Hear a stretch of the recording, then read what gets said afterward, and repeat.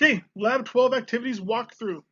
So we're getting a little more in depth into all the stuff that was, you could be looking at in the lab this week, should have been looking at in the lab this week.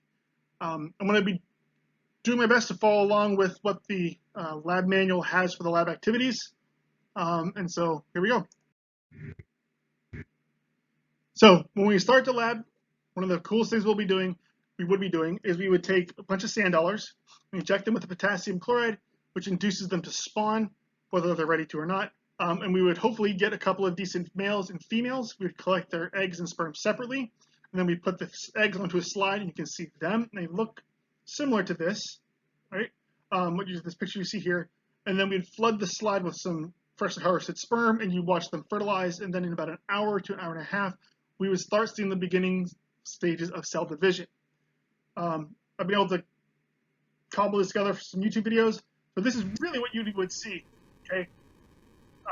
So the female egg has been fertilized, and you're going to start to see kind of this little protective covering start to develop, showing that, so it blocks any other sperm from entering, right? You can see the kind of color change going on. It's hardening, blocking it off.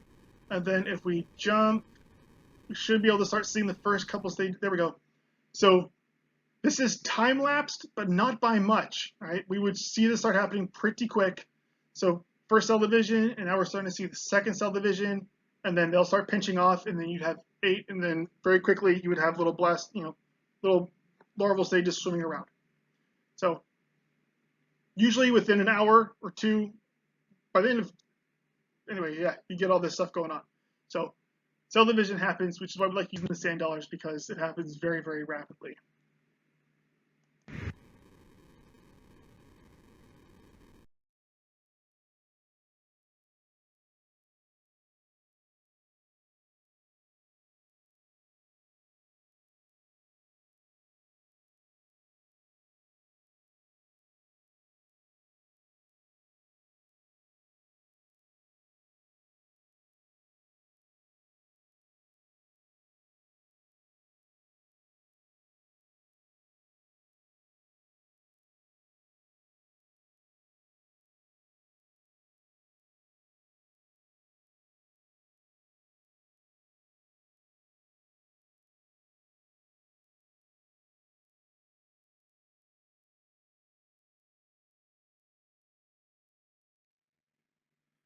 The echinoderms have got the secondary pentaradial symmetry happening, which you can see right here going on. So you got 1, 2, 3, 4, 5, right? Pentaradial symmetry.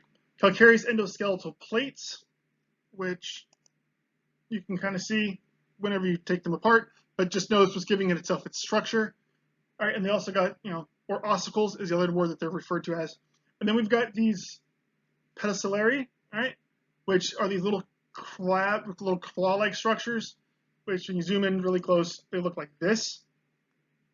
Right? And this is just used to help keep things clean, take off potential parasites or algal things that might be trying to settle on them. Also used for defense. This is really kind of cool. So the other thing that we've got going on is the tubercles. All right, that's just going to be these bumps, right? So you can see there. No, you can't see there. Can you see there? Anyway, hopefully that shows up. Anyway, so the bumps going on there are going to be the tubercles, bumps, and knobs. And then we've also got the water vascular system. So again, with the madreporite going on here, and that worked. Okay, so you got the madreporite where the seawater is able to power this water canal system. You got this radial canal going down here. You got ring canals, all right? Radial canal. All right, and those are all connected to the tube feet. Some of them have suckers, some of them don't. And what are those tube feet, you ask? Glad you asked. So these are tube feet.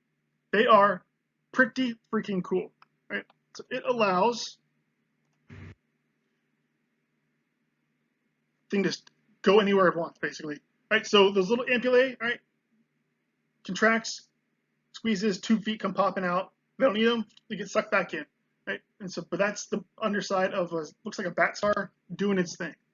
And I really wish you could see this in real life.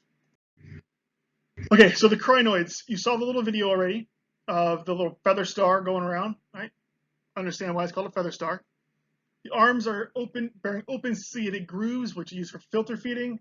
They can be sessile or mobile. All right, these sometimes down here referred to as sea lilies. The oral surface faces upwards, right? And then,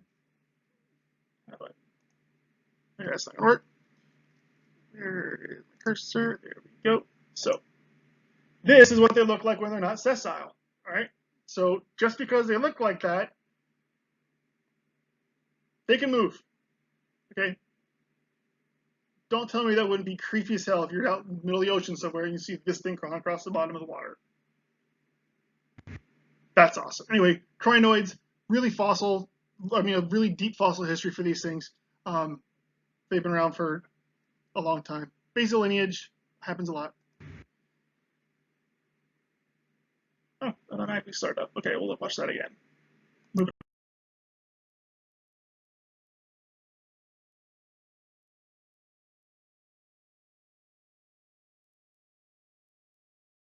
So, Asteroidea. Okay, so the bat star. Anybody recognize that guy's shape? Patrick. Okay, so Patrick was a bad representation of a bat star.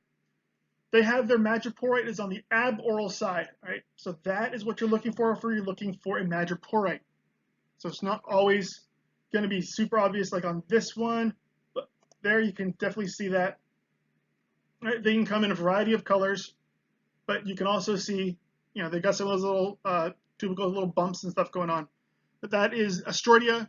So Asteroidea is the order bat star, right? That's the specific species and genus that you'd be looking at. So another one we've got is the spiny sand star, or Estrella. I'm not even gonna try the Spanish version of that. Okay, it's a spiny bat star, so it's really cool. Here's what they look like with their 2 feet pumping out, which is really I like using them in the lab because they were very active.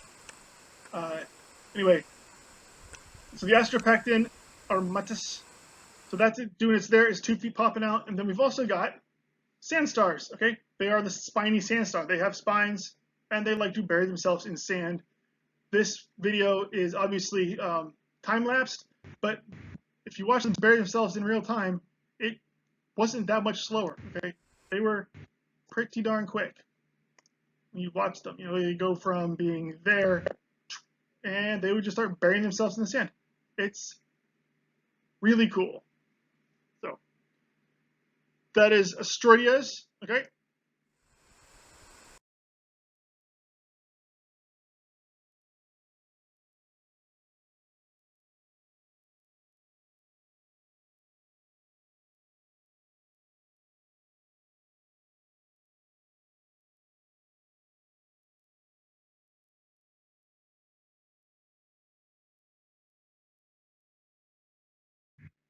Ophiroidea, okay? These are your brittle stars.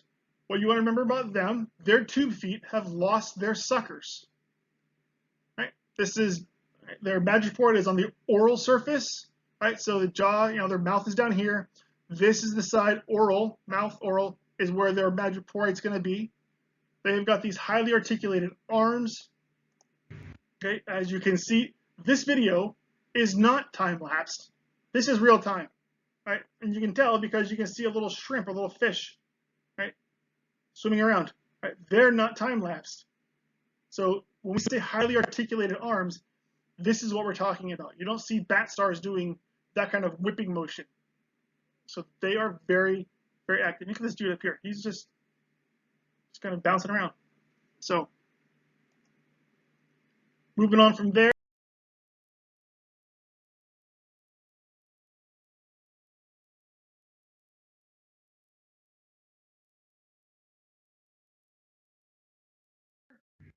Right, one of our local species, we have got the serpent sea star, Ophiderma cinerum, right? Serpent sea star. You can see we'd always have those things around.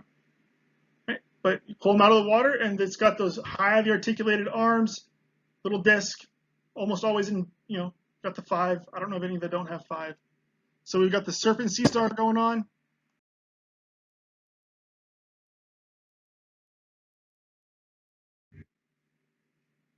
Echinoideas. All right, so these are going to be your sea urchins and your sand dollars. Their umbilical grooves running from the oral to the aboral poles. Fusion of their skeletal plates. So whereas the sea stars, the brill stars, have those endoskeletal plates or ossicles, but allows, definite movement of the whole structure. The echinoids, all right, they've all been fused into this test. All right, when we say test, that just means they're hard endoskeleton. Right, so they move not by moving their bodies, but by moving all of the spines. Right, so you can see we got nice purple arch up at the top here. We've got the sand dollars. This is how everybody's usually familiar with sand dollars, but that is just the dead test. Right, so that's just holding up his dried skeleton. And in the corner down here, my little clicker. Right, so we have got, that is the test of a heart urchin. But these are those grooves that we're talking about. Right, ding, ding, ding, ding. So moving on to look at some more examples of those. Right, we have also got Aristotle's lantern. So right here, all right, and you can see this is where it's located at inside of the urchin, okay? And if you ever deal with any of the research labs here, you'll start learning about some of these urchins that are living in these urchin barrens, they're called, where they've consumed every bit of food possible, and you'll crack some of these urchins open, and there is nothing inside of them, right? They are just test and jaw, and that's it. And then they'll find some grub, and then they'll come back to life. So you can see Aristotle's lantern, and they got these movable spines for walking. Is that a video? It is. Okay. So here is that Aristotle's lantern in motion. Okay. And they got the little teeth that are going to come down, scrape, scrape, scrape, and that's how they will just scrape anything that they can slide across. You can see around, he's got these tube feet, right, coming out of the spines, or next to all the spines, right? So they're all intermixed there. Anyway, so that's just the underside of a purple urchin with its Aristotle's lantern going on. And then briefly, you'll see those walking spines, right? The spines, the big ones are on top, and the little ones are for walking. So again, Aristotle's lantern. Mind you, this is seriously zoomed in because that would be epically terrifying if it was really big. Like I've told you guys in the past, science fiction's got nothing on what we already have on this planet.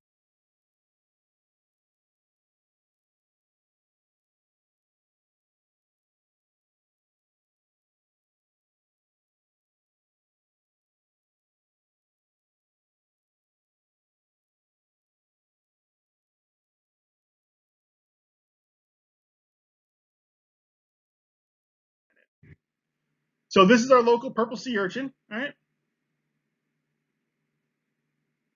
Strongylus, yeah, I'm not gonna try and say that. Purple ratus. That's our purple sea urchin. These things are just wreaking havoc all over the place because if you study further on in some of your ecology classes, which talk about trophic cascades, when you take out the sea otters, those lovely, wonderful mammals, one of their favorite snacks, one of their favorite foods, I should say, is urchins. Okay, they eat urchins, which keep urchins from eating everything else. If you remove the things, you remove the otters, urchins, nothing to eat them, and they will destroy entire kelp forests, which is having massive consequences. If you have any more questions about that, my lab does a lot of research on that sort of stuff, so pretty familiar with it. One of the coolest ones that we used to be able to look at is called the heart urchin. All right, Lavinia cordiformis, all right, the heart urchin. So this little thing, delicate spines, but you can see where it gets its name. Its test is shaped a bit like a heart, right? But I used to love pulling these out in class because they're like little underwater porcupines, right? So this is what they look like on land. All these are still those movable spines, and you can see some of the fluffy bits, okay? Nope, get back here. So those aren't fluff, all right? Those are just very small spines, and they're really cool. Okay, this is what they look like when they're trying to bury themselves in the ground, right? Because a lot of these things do, they like just go through that bottom dwelling sand. digging up all kinds of little worms and larvals, whatever they want, right? That's what they do. And we would watch them. You'd throw them in there, pick them out for the wild, then you just watch them go just burrowing straight in there. Really cool. Holothuridia, these are your sea cucumbers, all right? Fleshy body, sausage shape, elongated on the aboral axis. So you can see elongated, oral, aboral, right? It's elongated going on there. All right, this one is actually a sea potato sea cucumber. We'll see in a minute.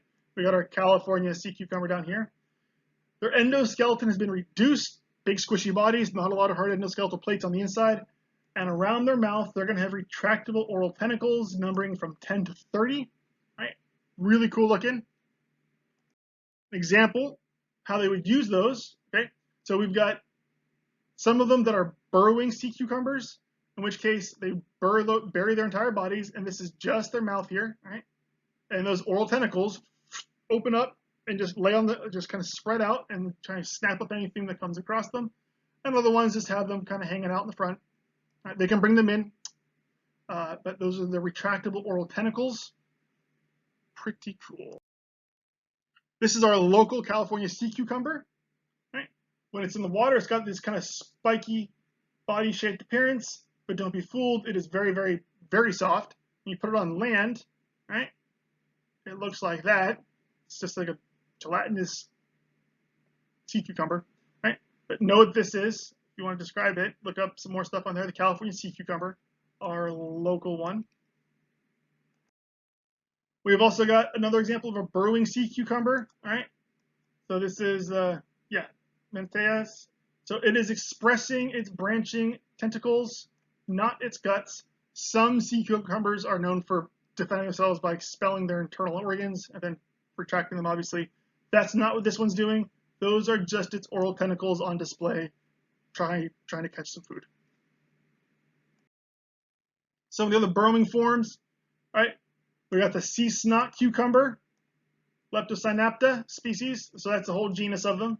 Right? Don't know what species it is, but it would bury itself and leave just that sticking out of the benthos. And then we've got the caudatas, right? Sweet potato sea cucumber, right? And as you can see, and that's what it looks like. But it'd be really cool. We used to have a bunch of these in the lab, bucket of sand in the back, and you'd watch them, pull them out, they kind of tense up and they become kind of hard. But you put them in the thing, they relax, and then you just watch them just kind of burrow in, and then after about 10 minutes, they were gone. They're both examples of the Holothuridia that have lost their tube feet. So they just have those oral tentacles, and they bury. And sea cucumber, sorry, the sweet potato sea cucumber, this guy right here, it's like the earthworm, in the sense that it just ingests a whole lot of benthic sand, digests all the organic material out of it, and then expels the rest of it out of its butt. So, moving on from those, we're moving into the hemichordates now, right? What you're going to be able to identify, you got the proboscis, all right? That was that big funny thing on the front that it's used for feeding. The collar, you'll be able to identify that. These are the acorn worm. Trunk going down. You've got the gill slits, all right, going on. And the anus is back here. Mouth up here. Anus back there, doing its thing, okay? This is what they look like in real life, okay? You have got those in the wrong spot now. Those out. Okay. So you got your, again, got your proboscis, you got your collar, right? Pharyngeal pores are going to be in this general area, and anus is going to be down here, expelling all the sand and dirt that it's already eaten and extracted materials from. The euchordatas, right? They're going to have these siphon incurrent and excurrents and enlarged pharynx, but these are the ones that had that funky life stage where the larval stage looks like a tadpole, and it's got all those apomorphies that we've been talking about. So it's got that notochord, it's got the dorsal hollow nerve cord. And it has got the pharynx with slits. It's got this post-anal tail for movement around. But once it lands, it settles, becomes sessile. A lot of that stuff goes away, and it is an adult form, right?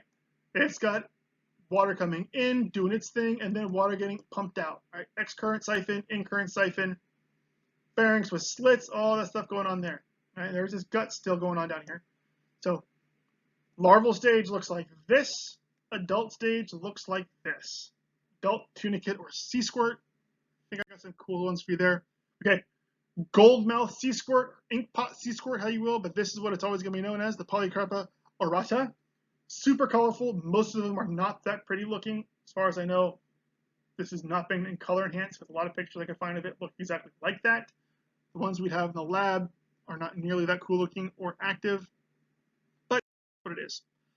Chordata, so that larval stage we were talking about, it's got, this is what you'd be looking at in the lab. This is just a larval slide.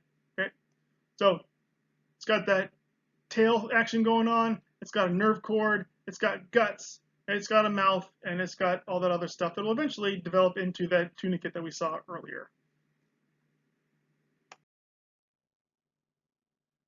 And last but not least, we have the Cephalochordatas. So the apomorphies that you need to know about them is the presence of the notochord, the post-anal tail, and the endostyle. Right, and these are straight out of your lab manual. So the notochord, right, it's just that rigid, semi-rigid structure, allows for muscle attachment, and that way they can move their muscles without flipping around like a roundworm does. We've also got that dorsal hollow nerve cord above it. Right, the post-anal tail. Right, if the anus is there, post-anal tail is going to be here. Okay, so allows for swimming around. And the endostyle, right, it is an internal structure, as they call it, a thickened ciliated groove that runs alongside the ventral side of the pharynx. So if you got your pharyngeal slits here, right, that means it's going to be kind of inside, so you can't see it until you look at cross sections, but there are some of those in your lab manual. But it's not something you would see on the external structure of this thing. Another thing to be looking for is this wheel organ. Right? There we go. So that just helps push water in, and then these buccal cirri. Just Now, Cephalochordata is the big grouping of them. The type species is going to be the Brachiostomata. So sometimes referred to as that, but Brachia, stomata, right? So this is what they look like in real life. A lot of times they'll bury themselves in sediment and just kind of stick out and try and filter feed stuff out. They're not a fish, but they're fish-like, and they're very, very, very tiny. So anyway, that is what they look like. So notice they've got a head region. They got a head and all that good stuff. They got the post-anal tail going on, right? But as far as I know, they don't have any eyes, anything like that. So these are called a lancet. I'll make sure to update that. So the Brachiostomata is the genus, species. I'm sure there's a couple of them, but commonly referred to as a lancet, and that is what they look like sitting in the sediment. Okay, so that's the end of the lab walkthrough. I wish we would have had more hands-on stuff for you guys to look at and make videos for, because this is one of the coolest labs that we would be looking at this semester, but unfortunately, global pandemic took priority over having an interesting lab. So you have 24 hours. Make sure you submit your write-up to the Turnitin assignment on Blackboard. That should be opened up as soon as we start your scheduled lab time. You'll have 24 hours from the end of your regularly scheduled lab section. So morning section, you have until 11 a.m. on Thursday to turn it in. And then the evening section, you guys have until 8 p.m. on Thursday to turn it in. So 24 hours from the end of lab. There's a bunch of videos in the playlist for Lab 12 on the YouTube channel. You don't have to watch all of them, but I highly recommend watching many, many, many of them, because they all highlight some thing that you're supposed to see this week that you would have been able to see if we had these organisms in our hands to look at. So please go through there.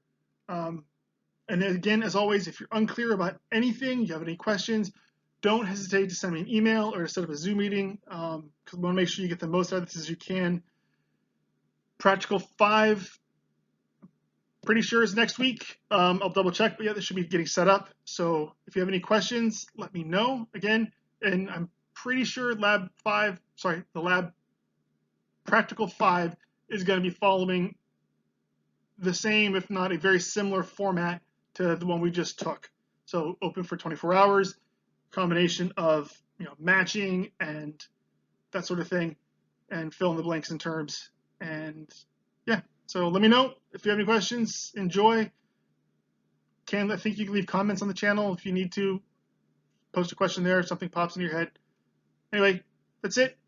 Stay safe, wash your hands, and good luck with everything. Take care, guys.